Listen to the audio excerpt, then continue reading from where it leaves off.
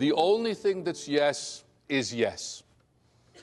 Just because there's no, that doesn't mean there's a yes. Right? In order for it to be yes, there has to be something said. A consent has to be created. Right? Now, there's a name for my view. It's called the affirmative consent standard. For there to be consent, there must be some affirmation. Consent must be created. Right? When I think of this, I think of something my driver's ed teacher said to me while I was learning to drive a car. Now, I took driver's ed when I was 17. I'm now 59. So this has stayed with me for a considerable number of years. Right? We were discussing the principle of the right of way. And my driver's ed teacher said, the right of way is not something you have. The right of way is something the other driver gives you. And if the other driver doesn't give it to you, you don't have it. No matter what you think the rules of the road are supposed to be, or what you think you're entitled to. And if people really understood that, there would be a lot fewer tragic collisions on the roads. Consent is like that. Right? Consent is not something you have. Consent is something the other person has to give you. And if the other person doesn't give it to you, you don't have it, no matter what you think the rules are supposed to be or what you think you're entitled to. Okay? That's the affirmative consent standard. Now, here's my sort of bottom line for endorsing that and recommending it to you.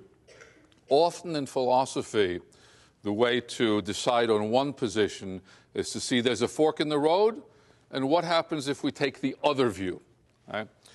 If you don't have the affirmative consent standard, you are saying that what's in place is green light. Go ahead. Right? If you don't have the affirmative consent standard, you are endorsing a world in which other people have right of access to your body without expressly asking you for permission to have that access. That's what you are saying if you don't endorse an affirmative consent standard. If you say the default mode is go ahead until somebody stops me, until there's a stop, right? I think if we really think about it, no one is really willing to live in a world like that.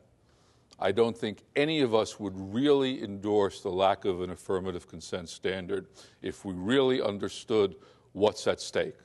So that's my bottom line here. Now I'm going to spell out some other implications, some other aspects of this. I said consent has to be created. Something has to be said. Someone raised the issue of body language. Right?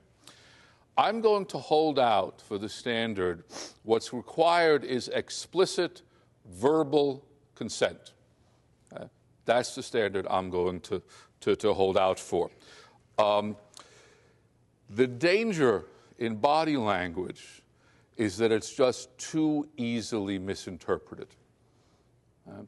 And if you misinterpret, if you get it wrong, if you're reading someone's body language and you think you have consent when you really don't, we need to start using language of directly talking about what we're talking about. We're talking about sexual assault. We're talking about rape. I am not accusing people of intentionally misinterpreting. So these are situations where emotions are running high. Things may be getting hot and heavy. It may be very too easy to read in a misinterpretation of the signals in all good faith. I really thought. It's just too dangerous.